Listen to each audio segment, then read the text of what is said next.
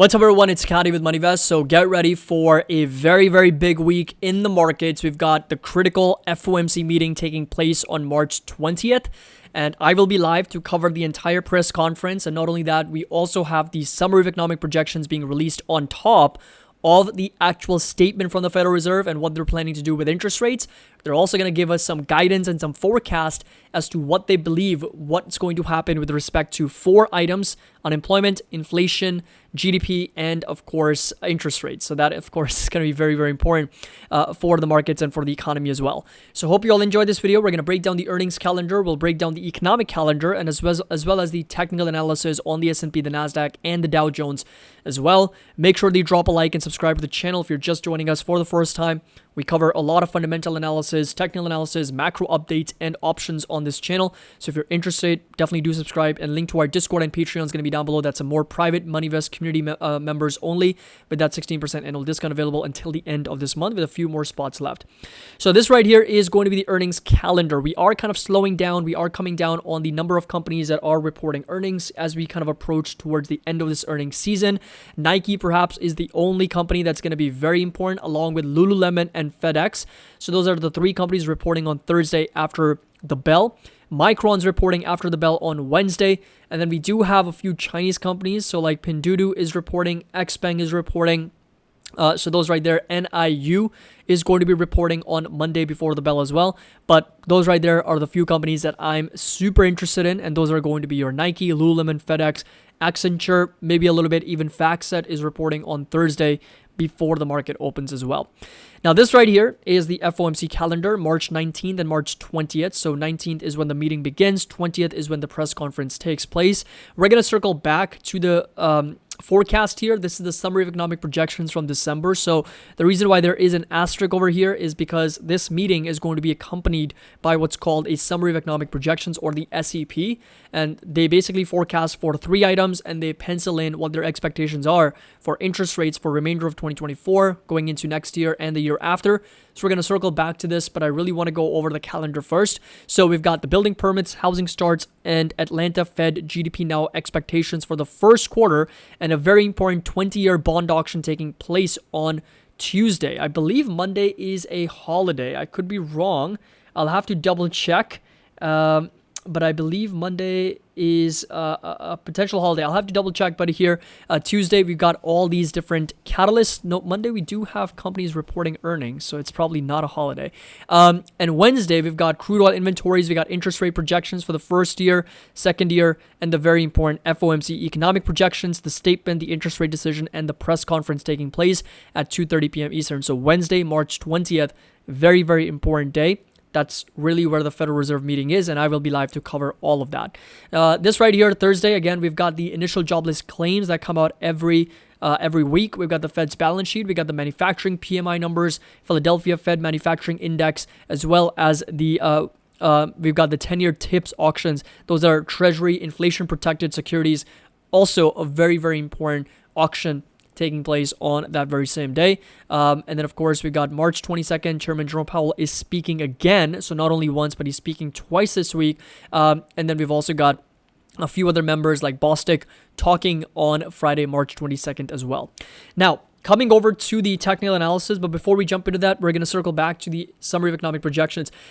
I'm going to be doing a more specific, more detailed and dedicated video on the FOMC expectations and what the market is pricing in and how I believe the market's going to react to all the numbers that are going to be released here.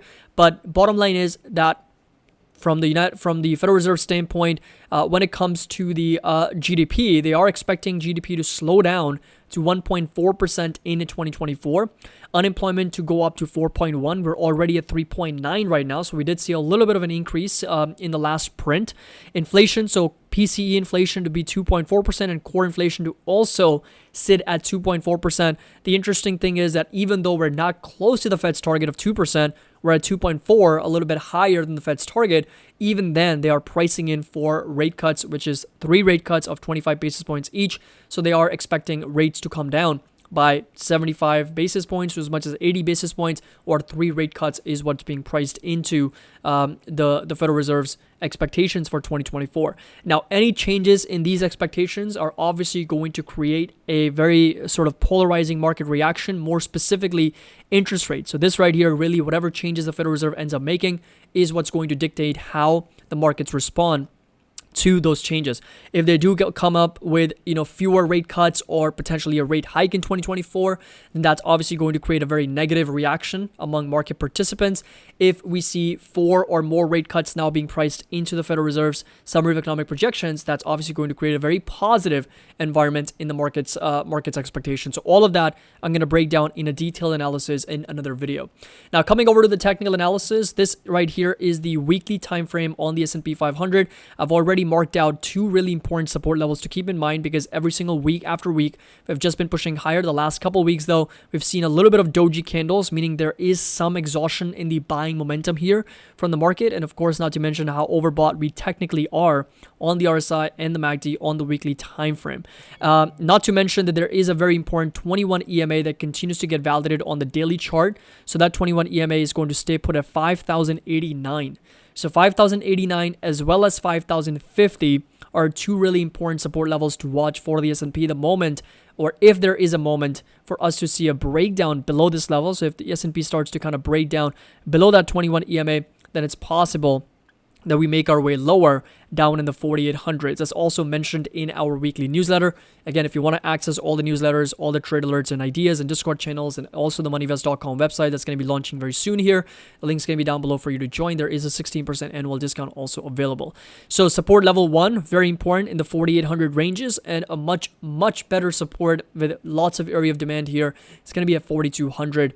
Those again are levels that I don't really see the S&P coming down to, unless of course there is a significant reversal in the markets. It's also going to put us down, I think, over close to 20% from our all-time highs, which is once again going to create that bear market scenario for the markets once again. But I don't see us getting down to that level. But if you do, it's going to be a buyer's market. It's just going to be buy, dollar cost average, and start deploying cash very, very aggressively back into the market.